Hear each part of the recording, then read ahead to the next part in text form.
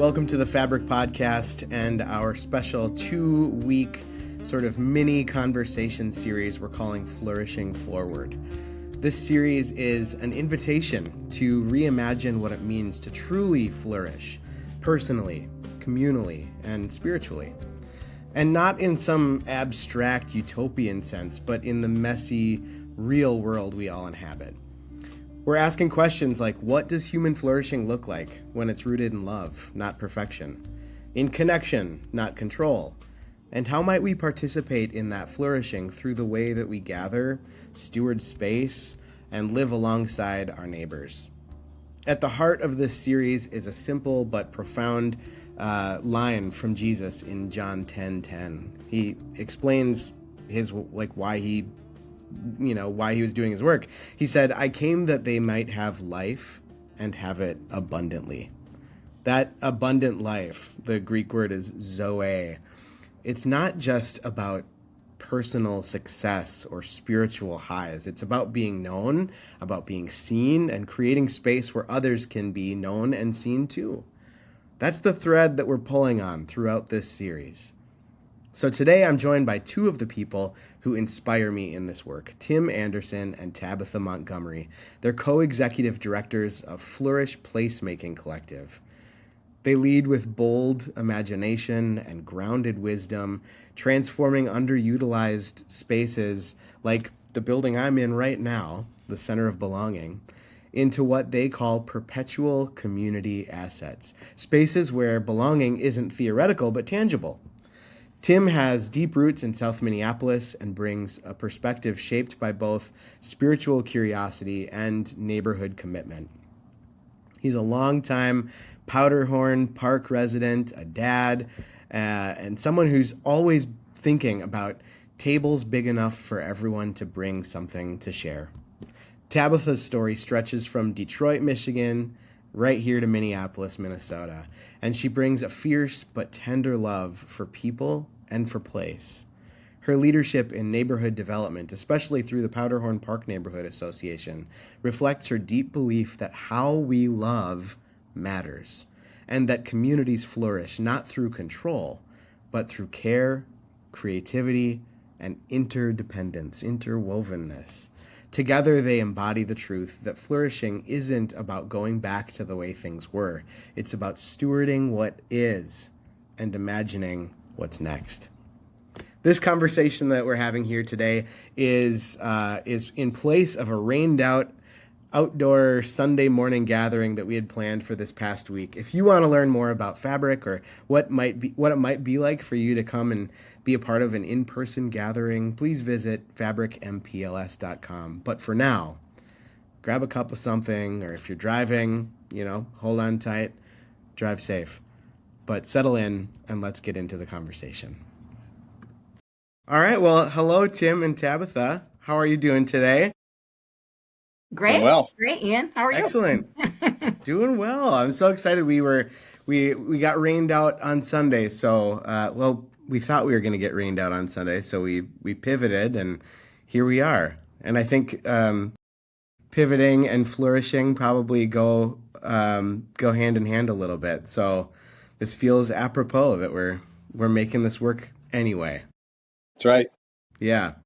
So I would love for you to, in the intro, I introduced you by name and that your roles with Flourish Placemaking Collective, but I would love for you to introduce yourselves a little bit too, just so we can get to know you a little bit more. Like, who are you and where are you from? And if you could tell us just a little bit about kind of your sense of how you're stitched into a larger set of communities. Mm-hmm. Tabitha, you wanna go first? Sure. Tabitha Montgomery, and excited to be here with you both, she, her pronouns, and have the pleasure of serving alongside Tim over at Flourish Placemaking Collective as the co-executive director of strategy and operations. I think I should just start from kindergarten. Let's just go all the way back. Let's just bleed your listeners' ears with that. No kidding. But from a very early age, I tell people I've been loved well. I've been loved well all my life. And as it turns out, from a faith perspective, I was reared in the Lutheran faith tradition and went to parochial school back in Detroit many years ago, and would have probably been on my way to parochial high school as well if my mom had anything to say about it. But my dad kind of intervened and helped me get to public school because of a test that I was able to take, etc.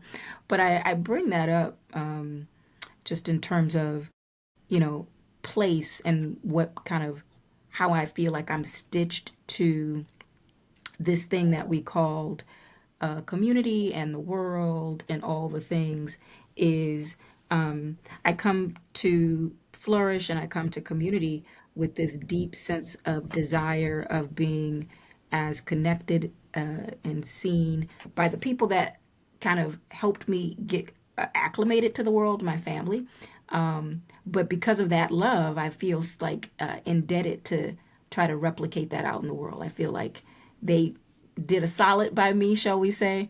And so I should not take that lightly, and I should try to share that with the world as best I can, meaning the idea of caring for someone and caring for everyone and loving all the things, all the people. So, I Thanks, love that. Tabitha. I mean, I think, with Tabitha, we share some upbringing in the Lutheran tradition. So grew up in the Missouri Synod Lutheran Church. And, at the highest level, and I'm sure we'll unpack this in some ways throughout the podcast, but um, the stitched in concept is an interesting one to talk about when you feel like you're a spiritual nomad. mm, Mm. mm, And so that is high level, 42 years young, where I am, I started off with this rooted Missouri Synod Lutheranism. And since that, as I graduated out of the home and moved out of the home, all over the place with just different faith communities, and just spiritual practices. And so making sense of that. And yet the stitched in part, I think, or the more anchored part of being stitched in, I think comes from having a strong sense of place. So I've Hmm. been part of the South Minneapolis Powderhorn Park community for like 17 years now. And so, over that's almost half my life, just being rooted in one neighborhood. And of course, Ian, to your point earlier, pivoting, like neighborhoods change, neighborhoods aren't static. And so I think with that has come just a lot of understanding of what does it mean to be a neighbor, what does it mean to be rooted and stitched into a community that is very diverse, that has a lot of perspectives on a lot of different things. And so I think there is that both and tension that I bring in of being both a nomad in some ways, wandering a little bit, and yet also knowing and feeling what home is and looks like. And to Tab at this point, it's love. I think that's the thing that grounds us and should ground us. Beyond that, yeah, South Minneapolis, married. I'm a father, a grandfather, or abuelo, avid Minnesota sports fan, and that's a little bit about me. Awesome. Thank you. Thank you so much for that. I mean, I think that rootedness to place is significant, and I can see the kind of connective tissue in that, like to how you ended up in the work that you're doing, or specifically around placemaking. But I also think that like that idea of kind of being a little bit nomadic is an interesting concept too, because I think the more I don't know if it's an age thing. Like the older I get, or the maybe the more connected I get, the more I'm recognizing that there's a lot of people who feel kind of similarly. Like I don't know exactly to what community I fully belong. I don't know if I can bring all of who I am into any given space, that kind of thing. But I think in so many places, like one of the just human things is about connection. Like, do I belong? Am I known? Am I known well? Am I known truly?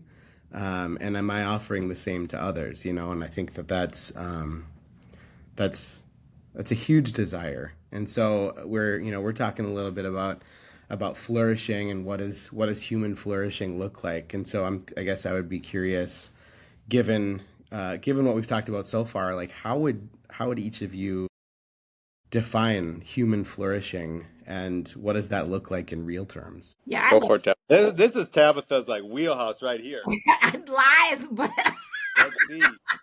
we'll see, right? Because I don't want to follow you. I should go first. stop.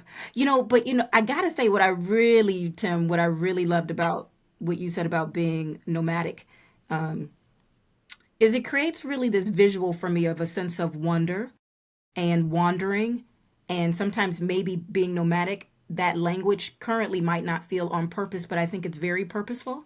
I think your questioning is very purposeful in terms of how are we stitched together to this thing. And I love, even outside of us being co-eds over at the Flourish Placemaking Collective, how the responses complement each other, because I do think that these big questions that we sometimes ask ourselves about maybe our faith traditions, our understanding of the world, our understanding of who we should be connected to, who are our people, who is the village, who should we be serving, they become so big, they can become so big. But this idea of nomadic practice is behavioral. So, are we willing to, where we're planted for a season or what we learn in a particular time, to take the essence, the heart of what we learn, and take it with us when we go, when we're called out, when we're called forth, when we're brought to the next place? We can't possibly believe. Like, I tried to get y'all to start with me with kindergarten, but y'all didn't seem like y'all was going for that. But we can't possibly believe where we were in kindergarten is where we're going to be when we 48 or 40, 46 or 62, right? So even just the idea of being embracing nomadic practice speaks to just the evolution of who we are, who we've been stitched together to be. It's a very real thing. It is not on accident. And so I think that that's why in the world you have to believe that wherever you were isn't the only place that is.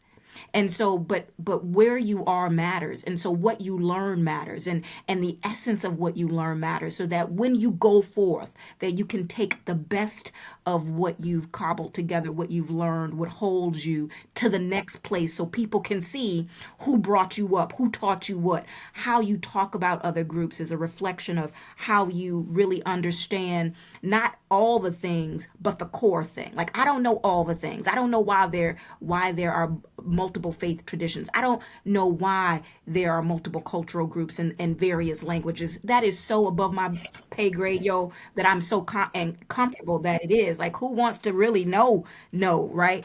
But because of that, it then allows me to embrace what I do know.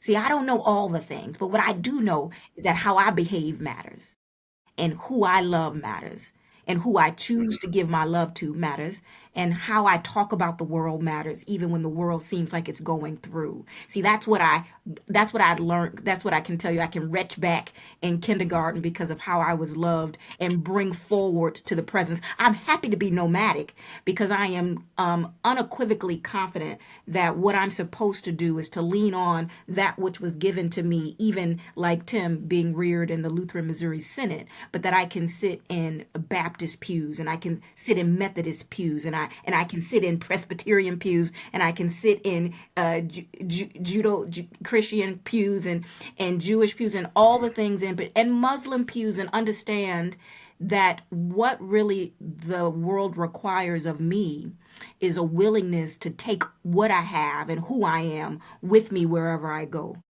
right? Because that is how I think I embrace and accept the power of, for me, God's plan, because it includes all the things. Ooh. Listen, like I said, I didn't really want to go on after that one, but I think, for me, flourishing, when I think about it, and Ian, these are already key words that I think you've mentioned already in our time together. These are words that we use frequently if you're in or around the Flourish community. It's words like connection, it's words like belonging. And of course, within that, those are super nuanced and layered concepts and conversations.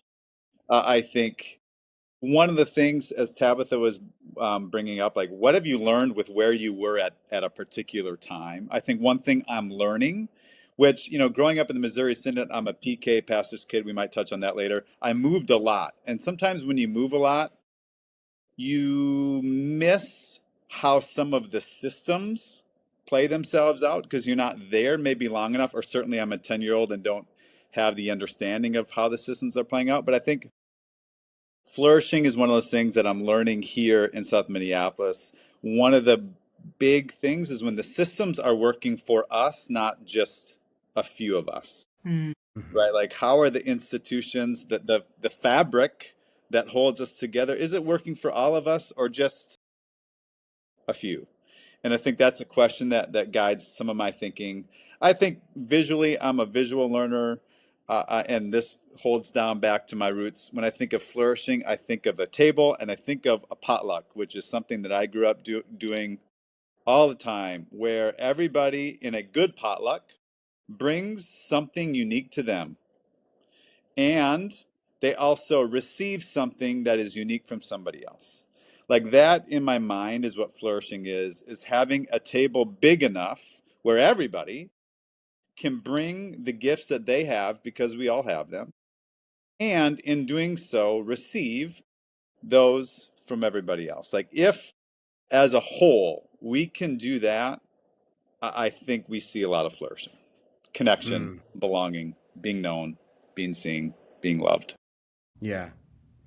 Love that, Tim. Can I Oh, just say, and because yeah. I think that just building off that point that Tim makes is, for me, that flourishing idea is about quality and not quantity.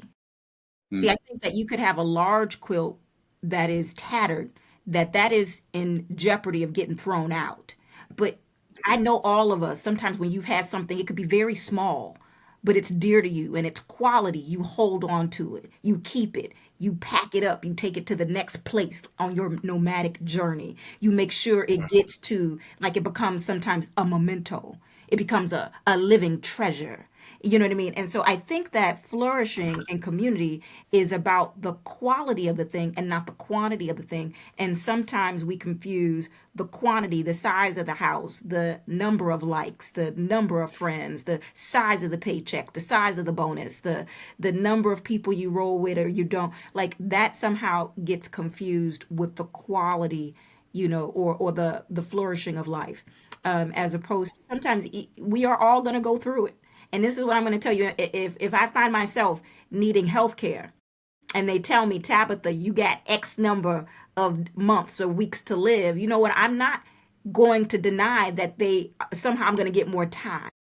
But you know what? I bet I am going to be very serious about the quality and how I approach the time that I have left. That speaks to the quality of the thing, not the quantity of the thing, because you never know how much time you're going to have, how big your paycheck is going to be, how many friends you're going to have. But when you decide, I'm going to be a quality friend.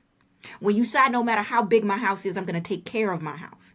When you decide that no matter how many kids, I'm going to take care of that one kid or somebody Mm. else or somebody else's kid who don't even realize that they are now a part of my circle. That is, I think, the quality of the thing. Mm.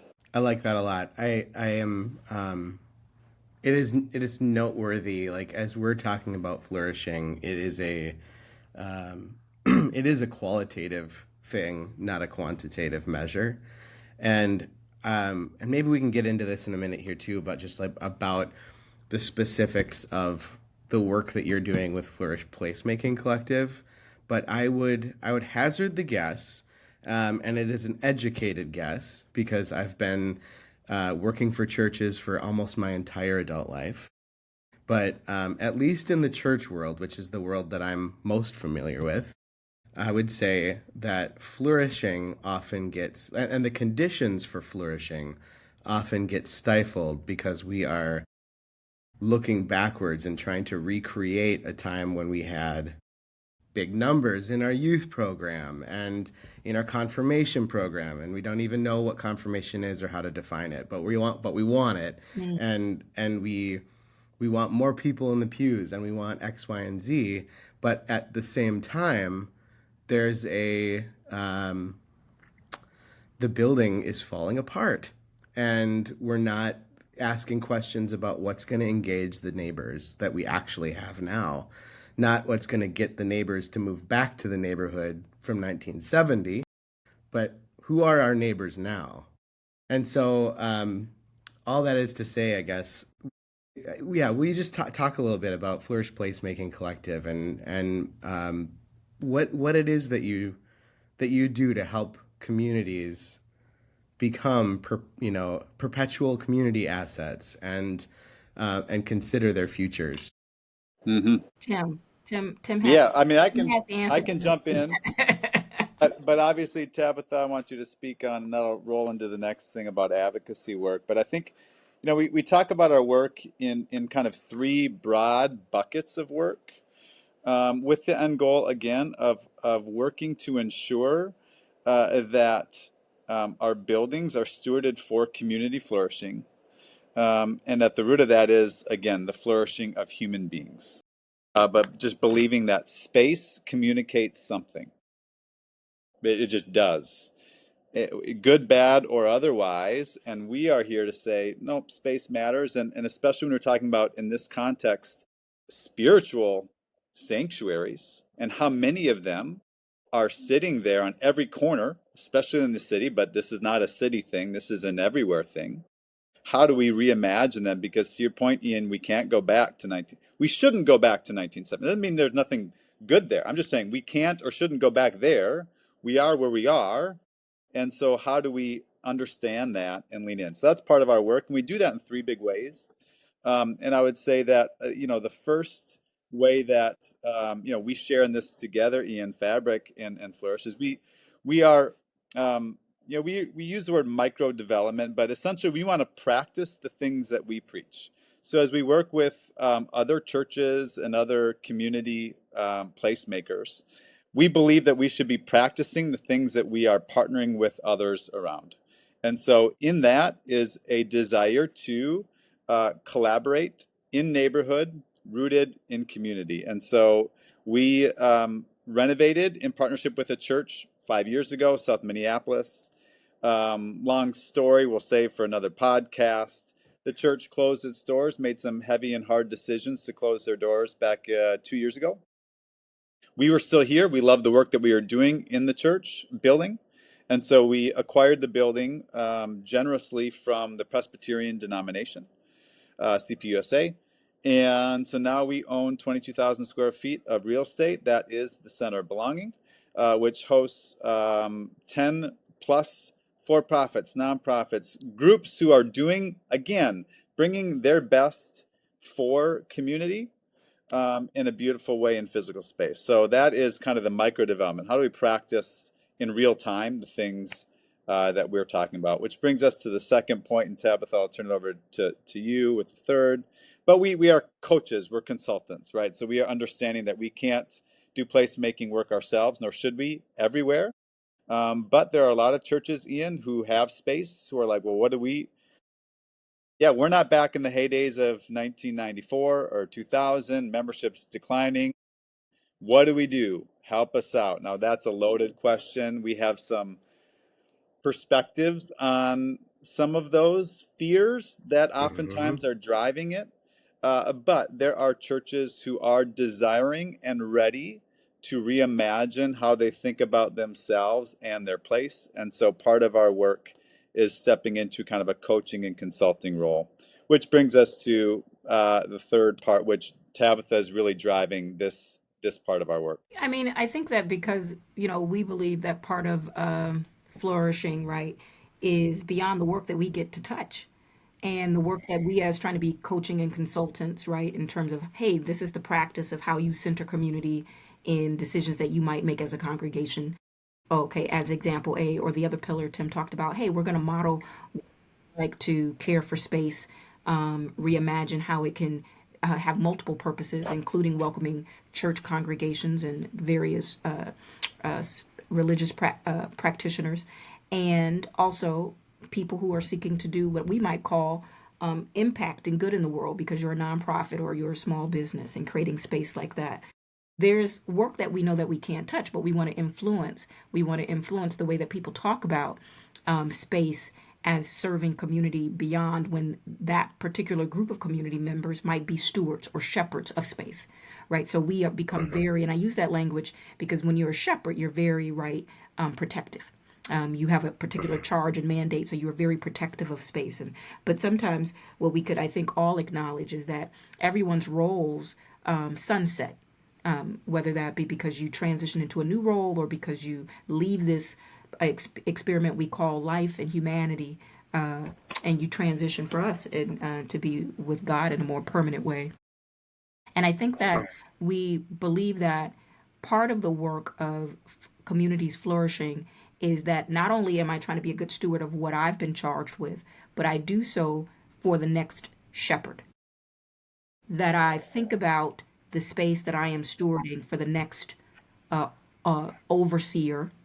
I'm careful not just to use the word owner, because there's very little, right, that we really own, right, that we for Yeah. a time that we oversee, that we steward, that we shepherd a thing till it gets to the next point before it maybe needs to be nomadic, for it to see something else, to serve community in a different way. And we think about that as a part of what Tim is naming is our advocacy work. How do we try to bring together a cross sector of champions of how community is built, right, in the physical realm, physical space, property, etc., in a way that says, hey, we know that a lot of times mission forward and mission centered organizations don't always have the resources they need to address deferred maintenance, right? To put the new roof on, to replace the boiler, to get the windows fixed, or to do the tuck pointing, whatever it might be.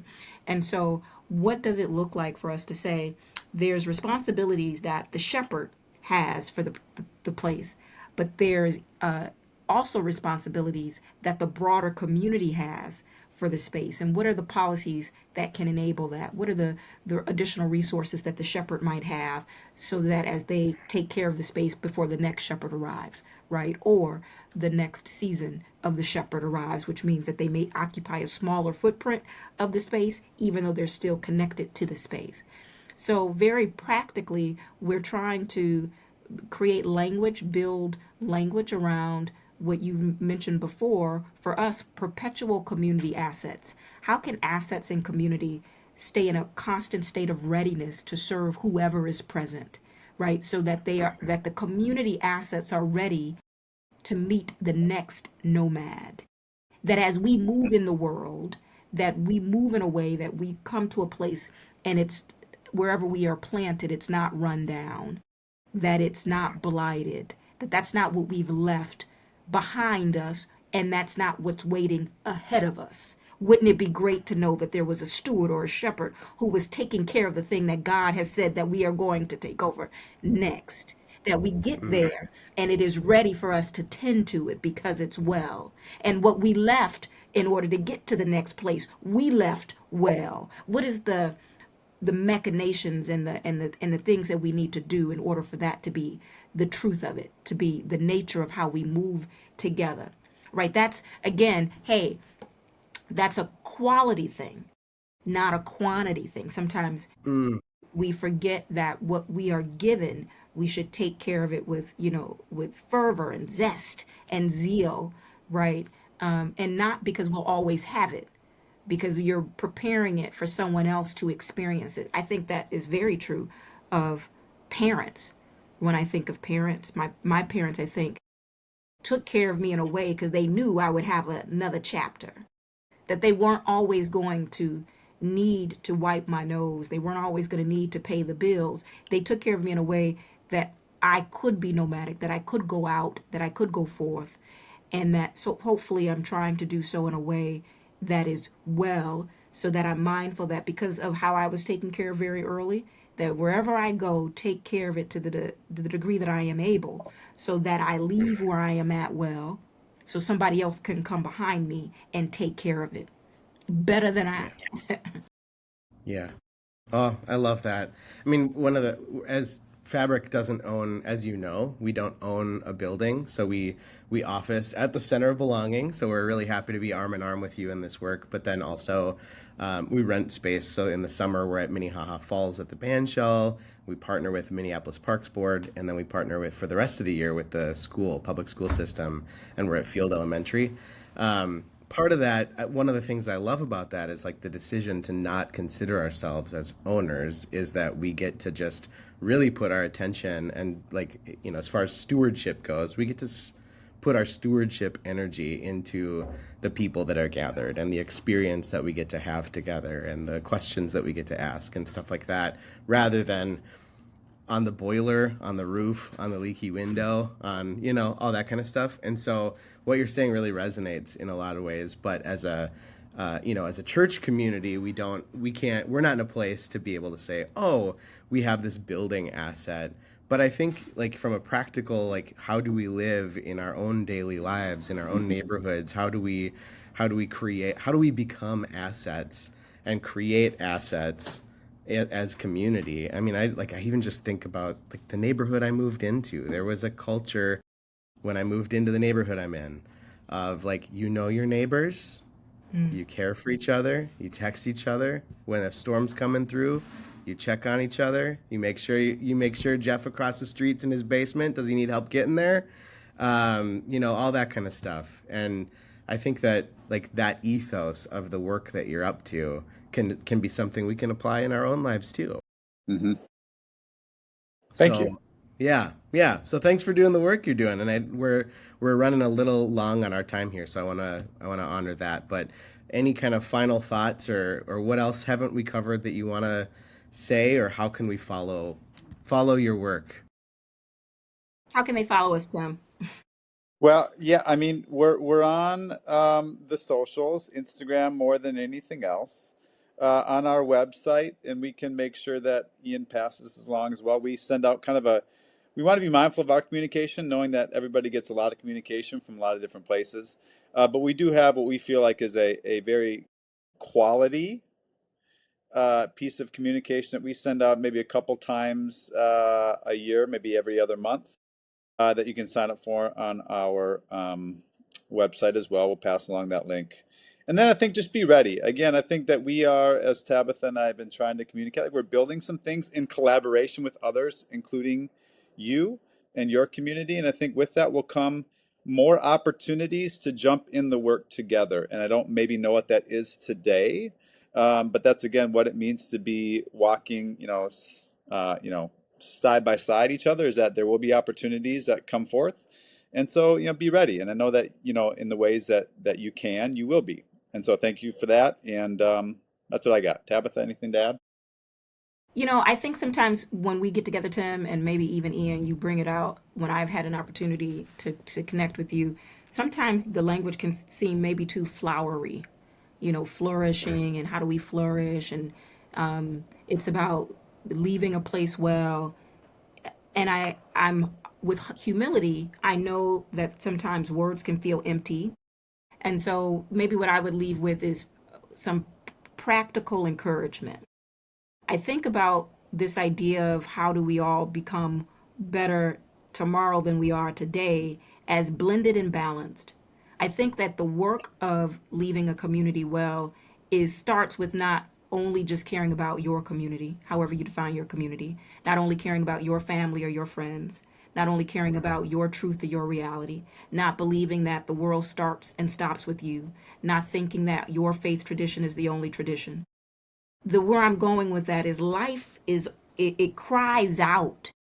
I think our God decided that because his ways were higher than our ways, that it would be this blended thing that requires us always to seek balance, for us to not to believe that what we have is the only thing that should be had, because we never know when God is going to decide to take what we have in our hand and give us something new.